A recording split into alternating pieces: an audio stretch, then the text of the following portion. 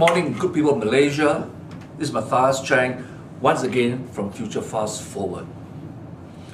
Soon after my last address, we are informed the entire country that the DOJ in America has filed 3 additional claims for forfeiture, right, on 3 assets: the Stratton penthouse, the Stratton flat, the Stratton office, right, and the purchase of the Coastal Energy, a Houston oil company with assets in Southeast Asia. All right. Lo and behold, in my title to my video address, I said that Joe Low will soon dangle by the hangman's noose, and Najib was sure to follow. And I said before, God is great, and God works in mysterious ways and do answer my prayer, because following the suit, the actual suit filed on 7 June 2017, on the 15th of June 2017, last week Thursday, which is our Friday, the DOJ filed an additional 10 claims on 10 assets. And what I did was, over the weekend, I have downloaded 250 pages of the 10 additional suits. Okay, here, the whole bundle is here, a sample of one of the suits. All right, and now I will slowly tell you, okay, how these suits come about. The titles are as follows.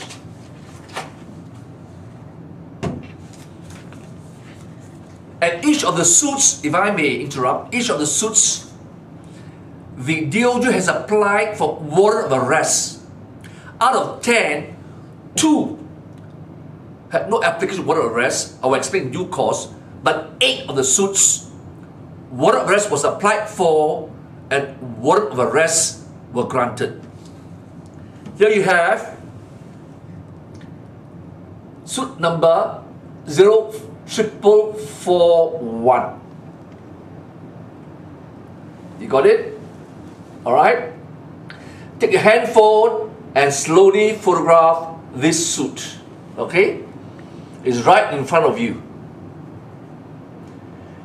Alright, you'll see that the assets is down below, the different assets. You got it? Suit 4441. Right? You got it? Thank you. For the yacht of equanimity.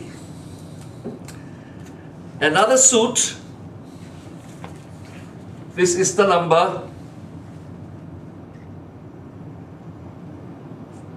Alright?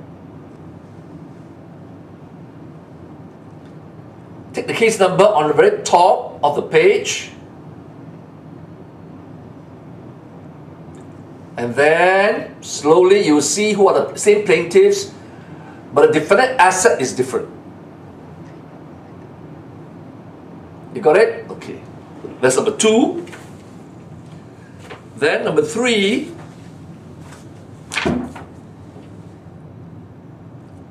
civil suit 04443.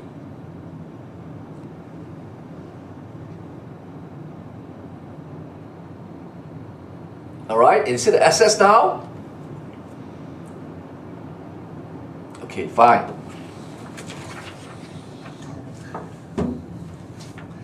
Then you have another suit 4439, the civil suit. And you'll see the different assets down below. You got it? Right. Photograph it and split far and wide.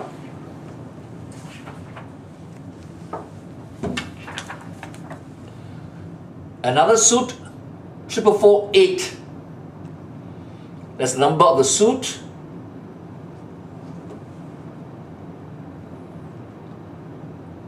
And now you see another set of assets subject to warrant of arrest. Okay. Another suit, 4449.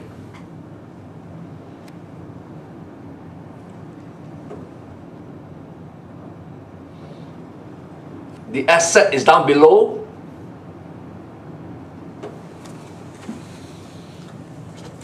The last two suits, no warrant has been issued by the court. All right. Okay, see the assets below, the defendant assets. Okay. And then lastly, 447, suit 447-0447. That is a suit number. And the defendant assets is down below. Got it? So altogether, I have shown to you 10 assets, all right, that has been subject to forfeiture application by the DOJ, all right. Now, you will recall, soon after this was published in the newspaper, the Attorney General issued a statement, all right, criticizing DOJ of America. Why was he not informed? And that it was more or less suggesting that DOJ of US must inform Apandi, our AG. Alright? And in a statement it says, however, we will welcome such a request in line with our commitment to international cooperation and the fight against money laundering. As I promised before, the Attorney General Chambers will not hesitate to initiate proceedings against the perpetrators of criminal acts, provided there is sufficient evidence to do so. Any wrongdoing will be punished, and Malaysia will always uphold the rule of law. This was a press statement issued by the Attorney General of Malaysia, Apandi, on the 16th of June, as reported by Bernama, and which I downloaded from a Malaysian Kini. Alright? This is the actual report by Bernama citing the statement by Attorney General. You got it?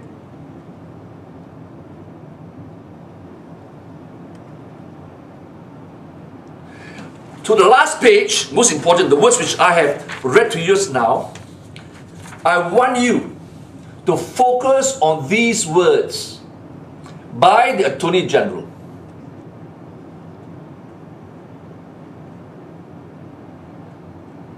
Okay? I will read to you again for emphasis. Because he accused DOJ of not informing AG of Malaysia of the pending action, and that it had been request assistance from the AG of Malaysia, Apandi, as the Attorney General, would have responded to that request in line with his commitment to international cooperation and the fight against money laundering. And as quoted by Bernama, as I have promised before, Apandi saying, right, AGC, Attorney General Chambers, will not hesitate to initiate proceedings against the perpetrators of criminal acts, provided there is sufficient evidence to do so. Any wrongdoing will be punished, and Malaysia will always uphold the rule of law. Bear that in mind. This is what the AG has said. Again, like I said before, God works in mysterious ways. Because soon after this statement by the Attorney General, Apandi, the former Attorney General of Malaysia, Abu Talib, has this to say, refuting and criticizing AG Apandi. He says here, and I quote, This was published in Malaysian Kini. It says here, the United States Department of Justice need not consult Malaysian authorities about a 1MDB case as investigations are confined to its jurisdiction, former Attorney General Abu Talib said. He said US was concerned about the use of its financial system to purchase assets allegedly using laundered money. The question of getting in touch with Malaysian Attorney General does not arise, Abu Talib said in response to current AG Muhammad Apandi. Ali's complained that the DOJ did not refer to his office about 1MD case. Abu Talib went on to say, the DOJ is not it's not investigating individuals or activities in Malaysia, but the action only concerned using the financial system to acquire assets from funds which were deemed to be illegally acquired, he said. Meaning, DOJ has every right, absolute discretion to go after any culprits that have committed crimes within US using the US banking system, but buying assets in America. They have outright jurisdiction. There's no need to consult Malaysia. Likewise, in the past, when we prosecuted money launderers, drug traffickers who are citizens of other countries, for example, America, Iran, Thailand, Burma, whatever, did we get permission or did we seek assistance from those overseas Attorney General chambers? No. If the evidence is sufficient in Malaysia to commence prosecution, we do so.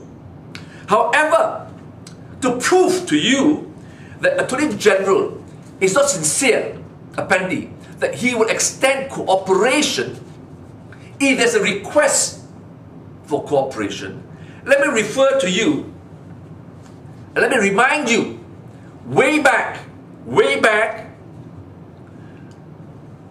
the Attorney General of Switzerland, in a conference in Zurich on 15 September 2013, requested Attorney General, 25th September 2015, requested assistance from Attorney General in a conference in Zurich. I'll read to you, alright? This is the press statement by the Attorney General of Switzerland dated 29th January 2016. The Office of the Attorney General of Switzerland has requested the Malaysian authorities for mutual assistance. Cooperation between the two countries were already discussed at the meeting in Zurich on 15 September 2015 between the Swiss Attorney General and the Malaysian counterpart. This request for mutual assistance now puts the agreement in principle that was reached into concrete terms. And then it says, as part of the criminal proceedings opened on 14 August 2015 against two former officials of the Malaysian state-owned Fund 1MDB and persons unknown and on suspicion of bribery of foreign public officials,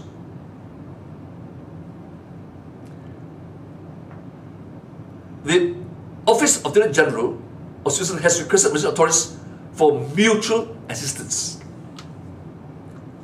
So on the 29th of January, alright, Switzerland reiterated the request for assistance. And then there was a third request on 24th May 2015. But the Office of the Attorney General of Switzerland has opened criminal proceedings against BSI Bank. The decision to open proceedings is based on information revealed by the criminal proceedings in the 1MD case and the issues raised in the FEMA decision on 23rd May 2016. The OAG suspects deficiencies in the internal organization of the BSI Bank. It is believed that due to this deficiency, the bank was unable to prevent the commission of offences currently under investigation in the proceedings related to 1MDB. The criminal proceedings opened on 23rd May 2016, based on information revealed by the criminal proceedings related to 1MDB and on issues related to FEMA decision on 23rd May 2016. The information suggests that offences of money laundering of foreign public officials under investigation in the context of 1MDB case could have been prevented had BSI Bank adequately organized.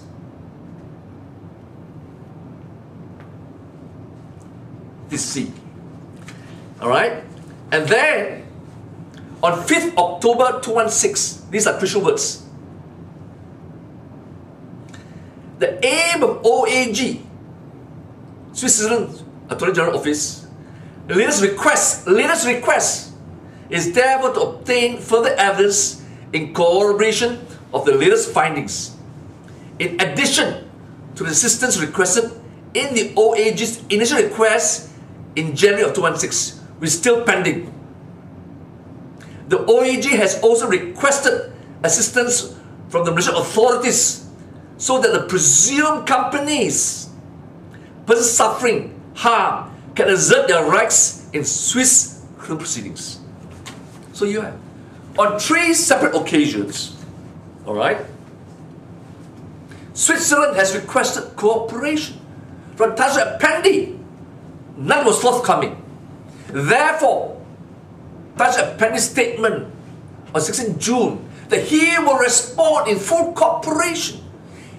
Had there been a request from DOJ USA, even though such request is not necessary, but he would extend cooperation and would ensure criminals will be charged if there's sufficient evidence. Sounds hollow. Sounds hollow. Now he then said that if there's evidence of criminality by 1MDB or any officials in money laundering, in any offence committed, he will prosecute. Funny enough, I've raised this issue over and over again. Yet, for some strange reasons, and I would ask all of you, good people of Malaysia, to question each and every one from UMNO, Supreme Council, each and every ministers in the cabinet of Najib, each and every leader of the opposition party, Lim Kit Siang, Lim Guan Eng of DAP, Amana, PKR, Wan Azizah, Azmin, Rafisi, Nurul, and what have you. All, despite my showing critical evidence that crime has been committed by 1MDB, yet in Parliament, none of the MPs within the opposition and none of the MPs within the Barisan Nasional has raised the issue as a matter of principle for justice, for truth and transparency, and as accordance with Tanjung Apandi assurance. He says, as I promised, these are his words, as I have promised before, AGC will not hesitate to initiate proceedings. So having got clear-cut evidence that crime has been committed by 1MDB, why no action is taken against the individuals? Let me pause here. And once again show to all of you, something is not right. There is a conscious cover-up or misleading misrepresentation by politicians concerned. Something is very wrong. You will recall a statement by Bank Negara, dated, right, in June 2015. Okay, I read to you. The purpose of this statement is to provide clarity on the role of the central bank with respect to any resident entity, including 1MDB. that makes investment abroad or obtains offshore borrowings under Section 214 of the Financial Services Act 213 and under the Exchange Control Act of 1953 that was enforced prior to 213. All investments that exceed 50 million ringgit per calendar year and any offshore borrowings that exceed 100 million by resident entities require the central bank's approval.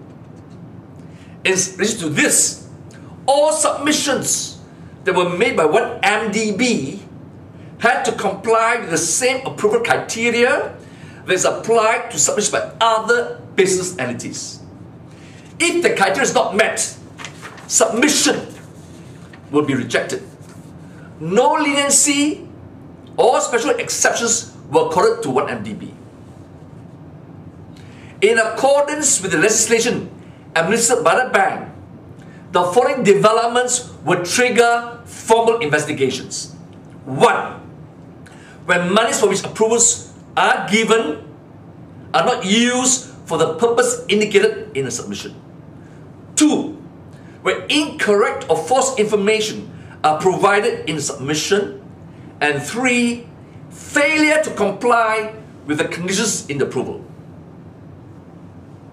And the bank will say, the penalty for failure to meet this request, the above 3 criteria, can result in a fine up to 50 million or up to 10 years in prison or both.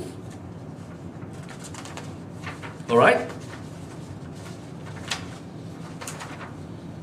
Please go to Google, download the press statement.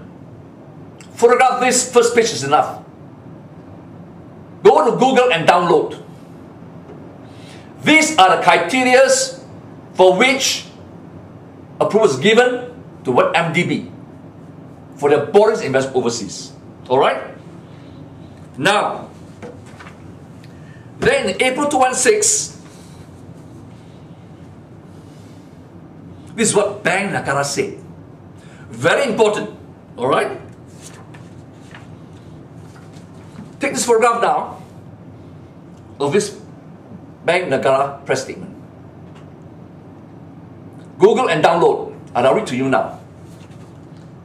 Reference 04/16/11, 28 April 2016. Embargo for immediate release. These are the keywords. Following receipt of the consent of the Attorney General today, Bank Negara Malaysia has issued a letter of administrative compound to one MDB for failure to comply with the directions issued under the Financial Services Act 213. The 3 conditions which I referred to earlier were contravened. Okay?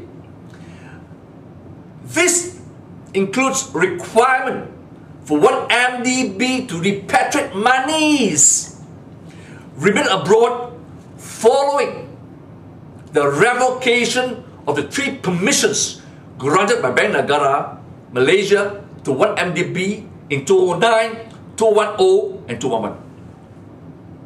One MDB has also failed to submit evidence and documentation specified by the bank to justify its inability to fully comply with the repatriation order. One MDB has been given until 30th May 2016 to pay the compound. Alright?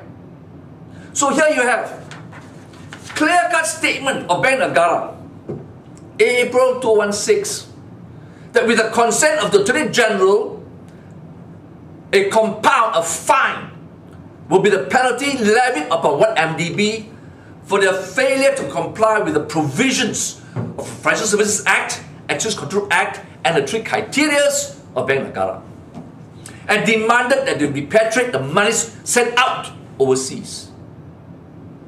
And the 3 approvals were revoked, meaning once the approval is revoked, the transaction is illegal and unlawful.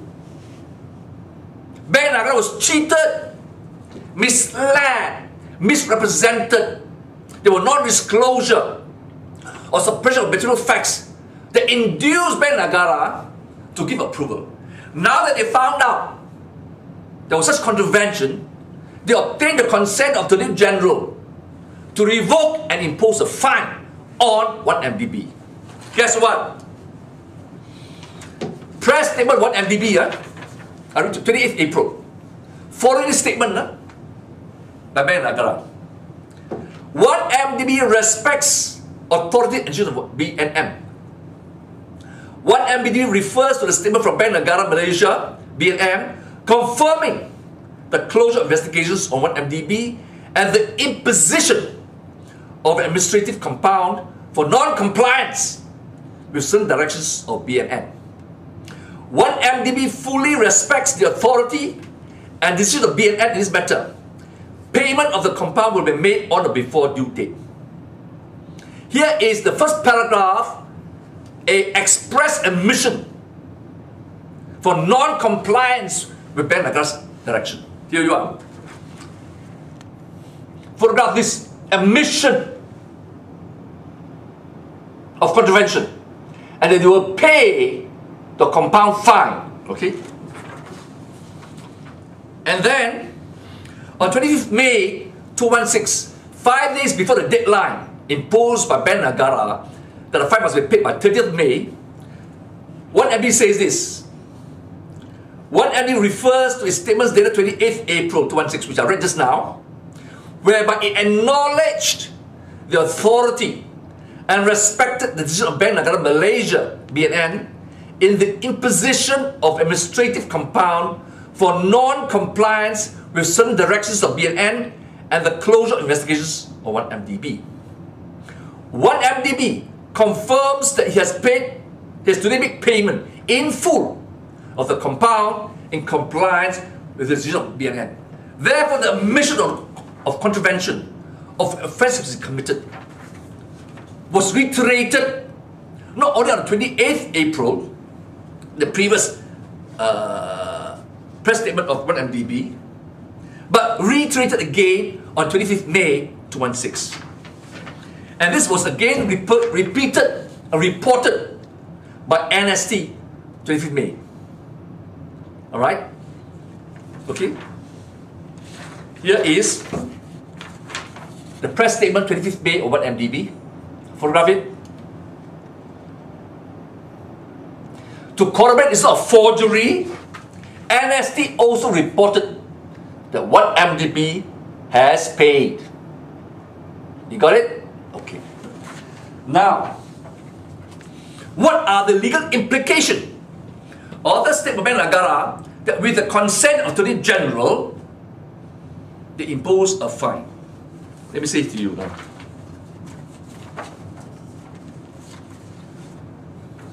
I'm quoting now Section 253, okay, of the Financial Services Act. The governor may, with the consent in writing of the public prosecutor, meaning AG, offer in writing to compound any offence punishable under this Act or any regulations made under this Act by accepting from the person reasonably suspected of having committed offence such sum of money not exceeding the amount of the maximum fine to which the person would have been liable if they had been convicted of the offence within such time as may be specified in that offer. Section 253, subsection 2. An offer under subsection 1 may be made any time after, repeat, after the offence has been committed, but before any prosecution, for it has been instituted. And if the amount specified is not paid within a time specified in the offer, or within such extended period as the government may grant, prosecution for the offence may be instituted any time after that against the person to whom the offer is made.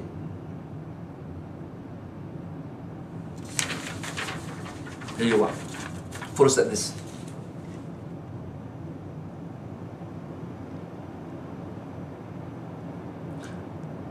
What is the implication of this? AG Apandi agreed offence has been committed, but AG doesn't prosecute, Bank Negara has the authority to impose a fine. If an offence has been committed,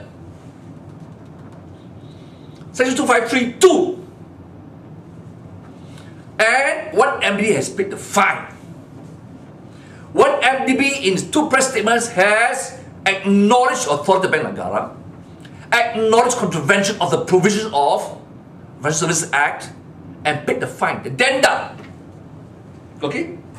Once fine has been paid, and once it's expressed admission by two press statement, they have contravened the Banking and Financial Services Act 213.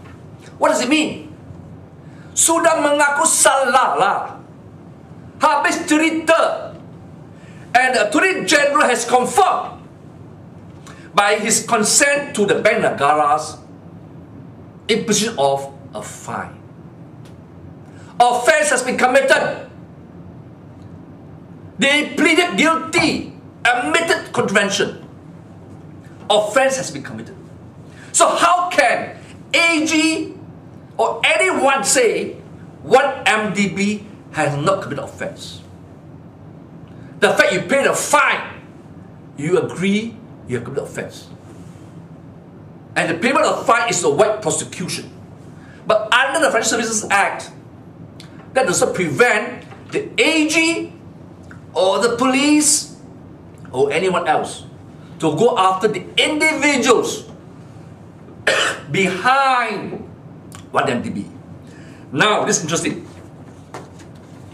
So one MDB pays a fine. If a company has committed offence, the company can go to jail, understand?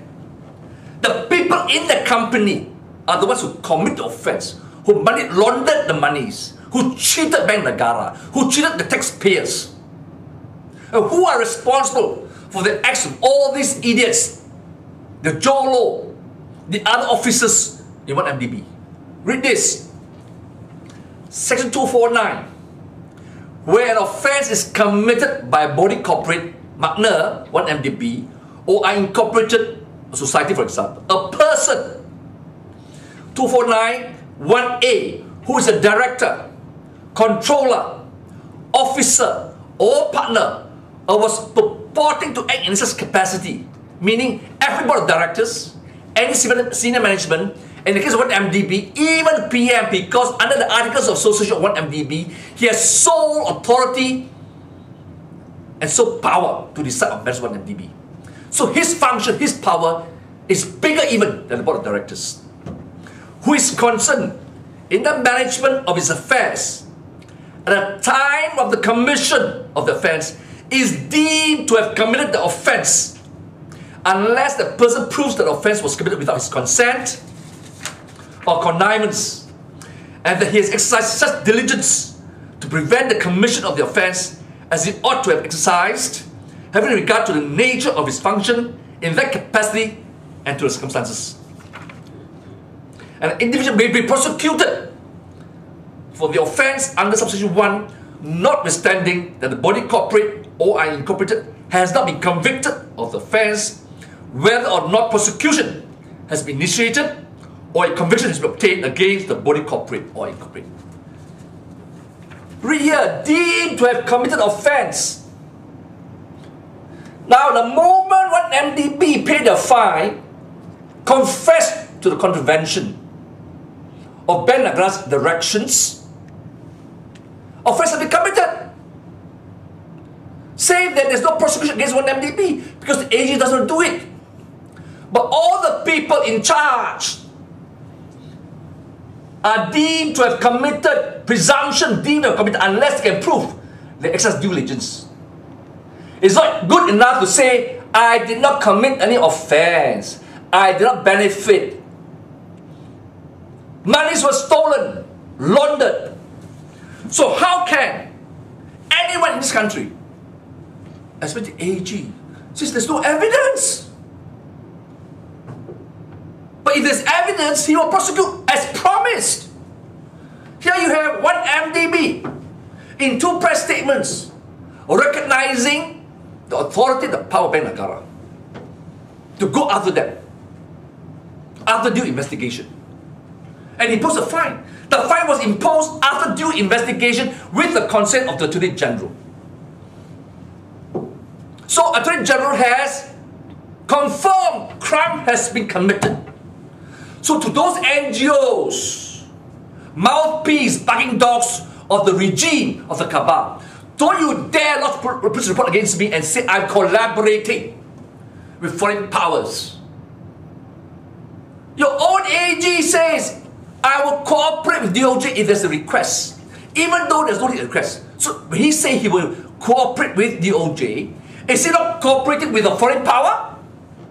But of course, that offer of cooperation is not sincere, because he failed to cooperate with Swiss Attorney General after 3 requests. Be that as it may,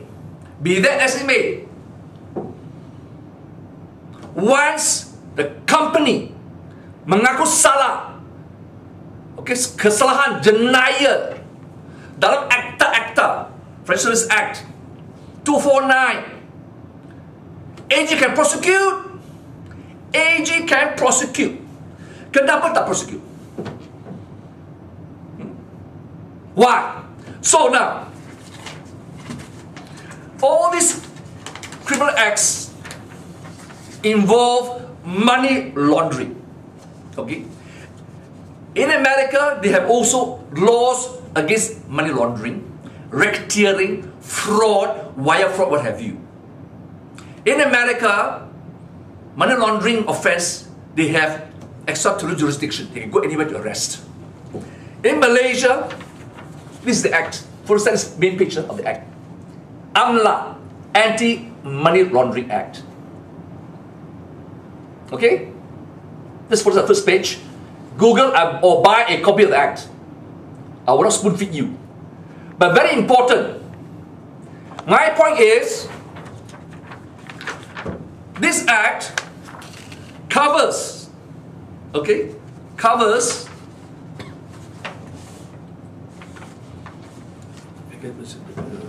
second picture.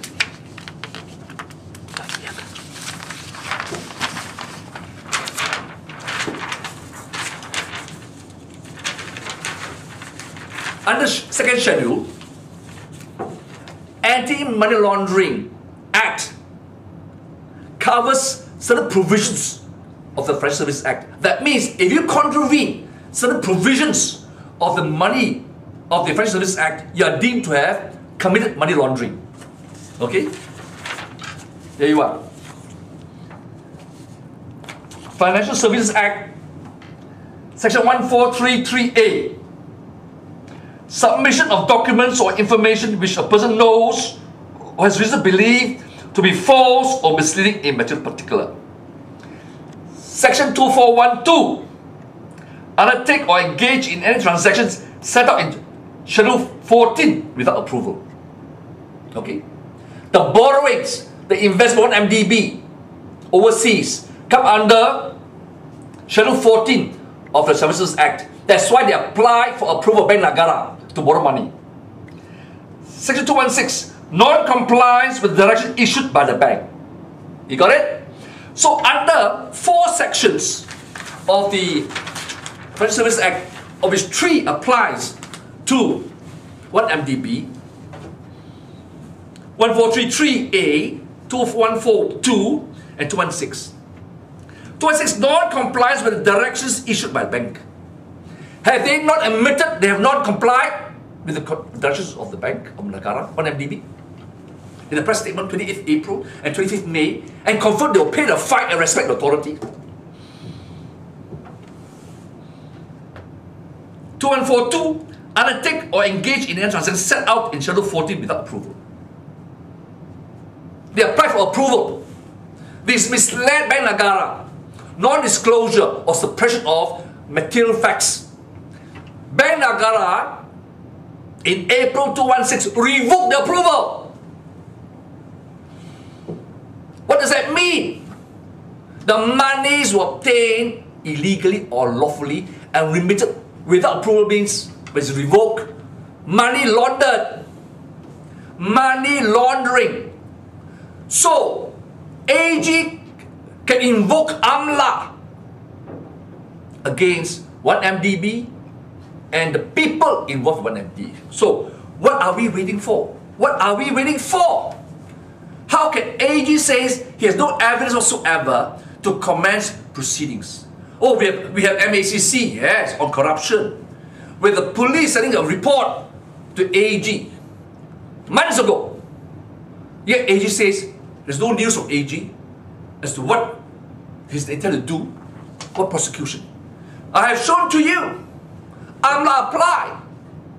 Because AMLA says that the 4 sections of the Federal Service Act, if anyone contravenes those sections, AMLA can be invoked and whack them. So why not? Why not? Who is covering up? Why is everyone so afraid to take the bulls by the horn and say, don't blame DOJ America. They are wrecking their banks. They are wrecking those companies that colluded in the money laundering with Jolo. Switzerland was concerned with its Swiss banks. Singapore with the Singapore banks. And foreign banks in Singapore. They have whacked the people. Okay? Singapore don't have extraterritorial jurisdiction to go after people in Malaysia. Okay? That is within the purview of the domestic jurisdiction of the Attorney General and IGP, the police force. Okay? Don't tell me you don't know this law. Don't come and give me crap. Come on. Okay? So I'm now asking every member of Naja's cabinet, what do you have to say to this? Don't lie anymore. Don't mislead. Don't misrepresent. There's no crime committed upon MDB. Admitted to the crime already. And under 249, every director is deemed to have committed an offence unless they have proved they've exercised due diligence. And the act of money laundering has been proved, right, very clearly. The DOJ claim in July 2016, give out all the facts that can be used to help the police force and other investigating agencies, numbered accounts, how the money was transacted. On 7 June, a further claim, more details came out, how money was used and transacted. Okay? And now, 15 June, furthermore evidence has come out of the filth. And worse still, okay, let's pause it for a while. Let's give face to Prime Minister Najib Razak. Let's give face to Rosmah for a while, okay? Maybe they enjoy some immunity. But why no action taken against that bastard criminal China Kwai Jolo? I've shown in my previous address, alright, in the attachment next to the 4 additional suits. Jolo, his father, Loh Hok Ping, his mother, Go, his sister, Mei Lin, and the brother were all involved in money laundering. It's a mafia family based in Penang. If you don't want to go against Prime Minister or Rosmah, whoever, or Rizal, I don't care. Doesn't matter. For a time, it doesn't matter to me. But someone must pay for this crime. And you had the audacity, UMNO members, and you hound dogs, barking dogs NGO say that I'm responsible for sabotaging the Banking and Financial Services Act of Malaysia. I was put to jail under SOSMA.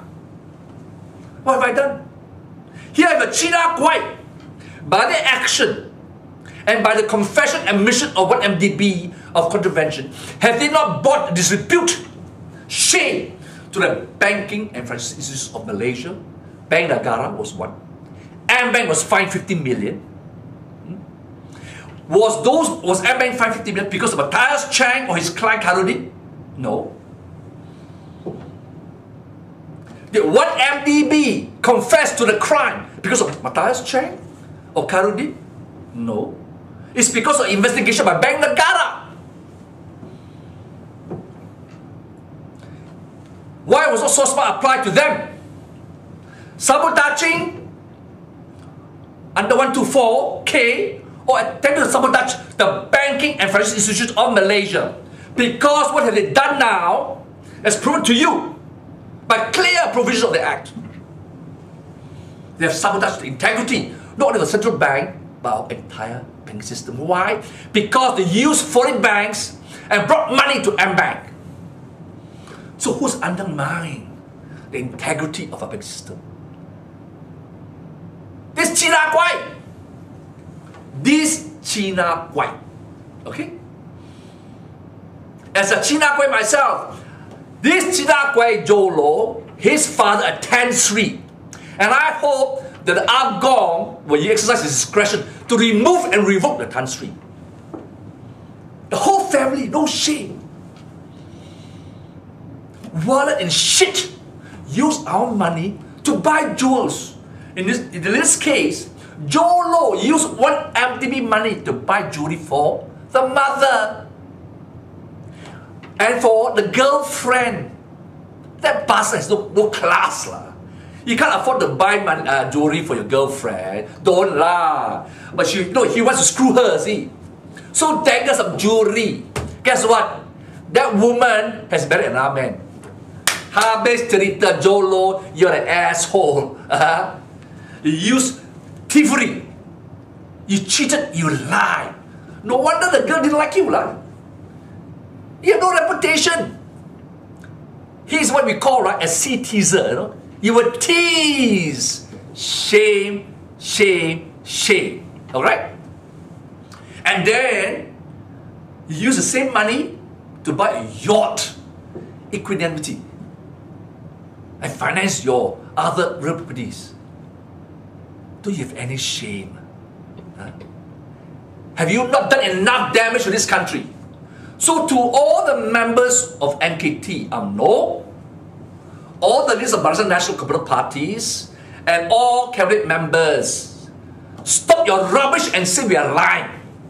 Stop your accusation that we are collaborating with foreign powers. By your own action, by the action of the Attorney General, you have brought this thing on yourself, okay? If I make it go so far as say, but for the consent of the Attorney General, in allowing Bank Negara to invoke Section 254, a fine, you've actually opened the floodgates. Because you have now confirmed to the whole world what MDB has contravened Bank Negara provisions. Therefore, all these monies are illegal. If they use and apply for purchase of assets, what have you, those are money laundering. You, Attorney General, you has opened the Pandora box. Let the floodgates out. So that now everyone can investigate. But let me tell everyone in Malaysia, civil forfeiture is merely a step that goes hand in hand. It's both sides of the same coin. Civil forfeiture and criminal proceedings are both sides of the same coin. One precedes the other. And for them to lie and say it's only a civil proceeding, let me tell you, the civil forfeiture is in pursuance to offences under the Fraudulent Act, Forgery, Wire Fraud, and Money Laundering Act in America. So now, let me tell you now, very simply, okay, so that you understand, alright? I want you to first set this, right, so you understand why there's forfeiture. The forfeiture refers to assets in America, or assets which can be seized, okay? So someone said, right, how come Rosmar 22-carat pink diamond was not subject to a application for arrest, warrant of arrest? Because the asset may be not in America, maybe in Malaysia or elsewhere. We don't know, okay? From the pleadings, it is clear that Jolo bought the ring on behalf of Rosmar, as per the pleadings, all right, subject to further verification. But that's, to me, that's not an issue. Okay? The issue is the warrant arrest. See, the first 16, and the first claim, July 2016, all the assets were within jurisdiction of US courts, were within America. So they didn't have to apply for warrant of arrest. All right. The three assets in America, in England, Mayfair, were also under control, custody of DOJ. But these 8 other assets are not in the custody and control of the DOJ, and therefore DOJ has to apply for a warrant of arrest. Now I want you now get your handphone ready. Okay, start full setting. I will now just take one application, if one of the suits, right, to show you why the application has been made. This one in regards to the yacht, the 300 million yacht by Jolo. Okay? Title of the suit, and then down below is an ex parte application. You got it? Ex parte application.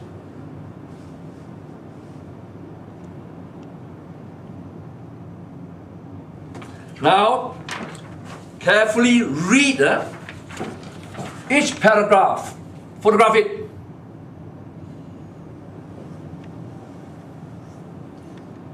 All right, I'll go up slowly now.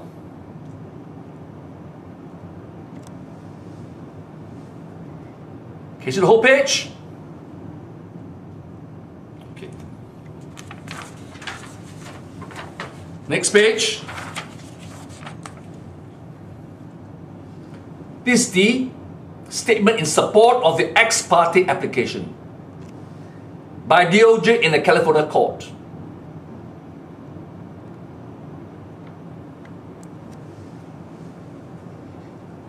Please photograph it and spray the fire white. This is the last page of the application. Last page. Signed by the DOJ lawyers. Got it? Now, the order of court for the warrant to be issued. Addressed to who? Notice, to the FBI and US Marshals to seize, arrest and seize the assets as stated in the order. This one is just one sample of the 8 warrant of arrest issued. 2 other cases has no warrant of arrest. You got it? This page? Okay. Next page of the warrant.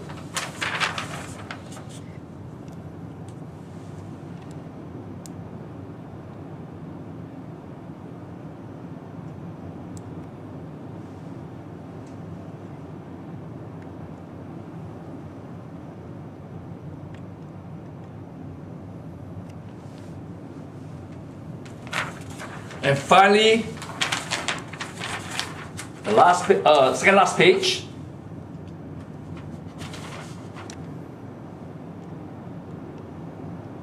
Of the warrant. All right? And then the signature of the judge that issued the warrant.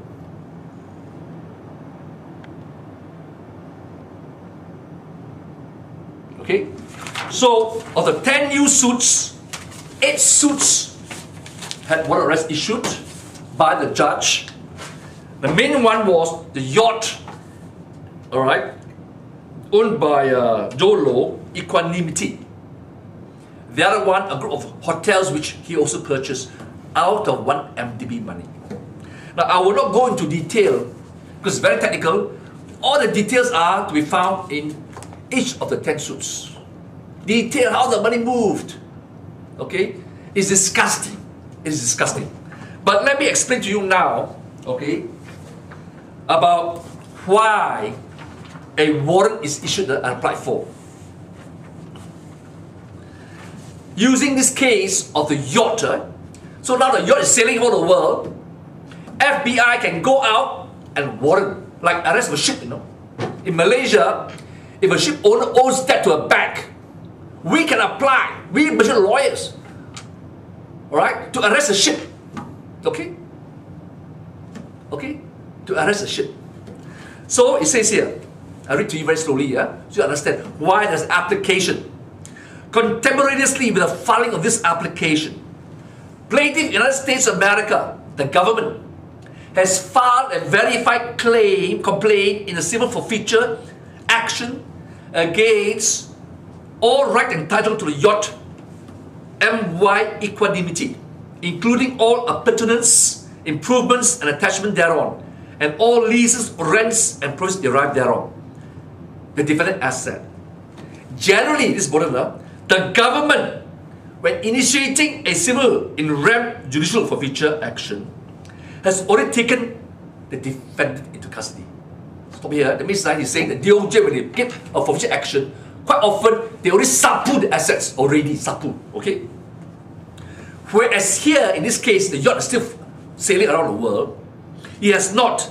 The government must ask the court to issue a warrant of arrest in rem to allow the government to take the property into custody, where it will remain subject to the court's jurisdiction during the pendency of the action. Where the government commences a civil forfeiture against a defendant asset that is already in the government's custody, the clerk of the court must issue a warrant to arrest the property. Alright? In normal situation, when the government goes for forfeiture, the government have taken custody. And then the clerk, as a formality, issue a warrant. Okay? Where the government, as in all these cases, right, commits a civil action against an asset that is not in government custody or subject to judicial restraining order at the time of filing, the court, on finding probable cause, must issue a warrant to arrest the property. Supplementary Rule G3B2. The sole question is whether the allegations of a verified complaint, taken as true, are sufficient to establish probable cause to believe that, based on the totality of the circumstances, with a common sense view to the realities of normal life, there is a fair probability that the defendant is subject to forfeiture on the grounds alleged. The probable cause standard for arrest to be issued to civil procedure is similar to that required to obtain a search warrant or a seizure, criminal seizure. The warrant is issued ex parte as the giving of notice to potential claimants of the defendant exists, occurs only after the arrest has been executed. This is so because the court does not obtain jurisdiction over the defendant asset until it's arrested. So those assets are going to be disappeared, like the yacht. So the court must arrest the yacht to have jurisdiction and then notice to be given to these people. Okay? Conclusion. In the verified complaint, the government seeks forfeiture of the defendant asset pursuant to 18 U.S.C. 91A, 1A and C in connection with violations of 18 U.S.C. 1343 wire fraud, 1956 and 1957 money laundering, 2314 international transportation or receipt of stolen or fraudulently obtained property, 2315 receipt of stolen money, and a conspiracy to commit such offences. Here is very clearly stated, isn't it? Civil forfeiture is instituted to assist in support of criminal action, in support of ensuring those assets will be impounded, right, under criminal law, money laundering, wire fraud, international transportation of stolen goods, all right, and conspiracy. And who has the power? FBI and US Marshals. Okay? And then Jolo, Rizal Aziz, and anyone whose asset has been seized can do this. The warrant provides notice that in order to avoid forfeiture of the defendant asset, any person claiming an interest in or right against the defendant must file a claim signed under the penalty of perjury, identifying the specific asset claim. If they fail to file a claim, right, then they forfeit the claim. Now, very simple. Jolo, result is this. And all you upstarts criminal, you have a right to go to court and challenge. Okay? You have a right to go to court and challenge. When you arrest me and charge me under SOSMA, under the heinous crime, the trauma charge 124L of the Penal Code, attempting to sabotage the Banking and Financial Services Act. Did I run away? Did I sail in a yacht round and round and round? No. I fought in court. I proved my innocence. So you bloody well prove your innocence. The Act says you are deemed to commit offence unless you prove you have exercised due diligence. Prove it in court in America. AG, go to America. Jolo, every one of you in MDB, get your lawyers and go to America to challenge DOJ action, to challenge Swiss action, as I got lawyers to represent me to fight the injustice. If you say you have been unjustly charged and prosecuted, prove to the Malaysian people that you got the balls to go there and fight. Don't sail around the whole world. Don't hide in China, Taiwan, New Zealand, what have you. Fight, fight, fight, or else zip your lips, shut up, and declare yourself, right? You are a coward. You are a criminal coward. You are upstart. Near to you. Alright? And don't you dare demand a pound of my flesh. You won't get it. I'll fight you tooth and nail to the very end. Like I said to all of you Malaysians, God works in mysterious ways. Who would imagine this would happen? After 3 actual cases, 10 more coming. More will come, I'm telling you, more will come. The investigation has not ended yet. So I always say, surrender to the will of Allah completely. Have absolute faith that He will protect us, defend us, and guide us under all circumstances in the face of enemies, adversities, and challenges. Truth, our weapon, will defeat the enemy. Faith, our shield, will protect us from all this onslaught. Truth will win. Justice will win. Truth will prevail. Justice will prevail. To conclude, let me give you this.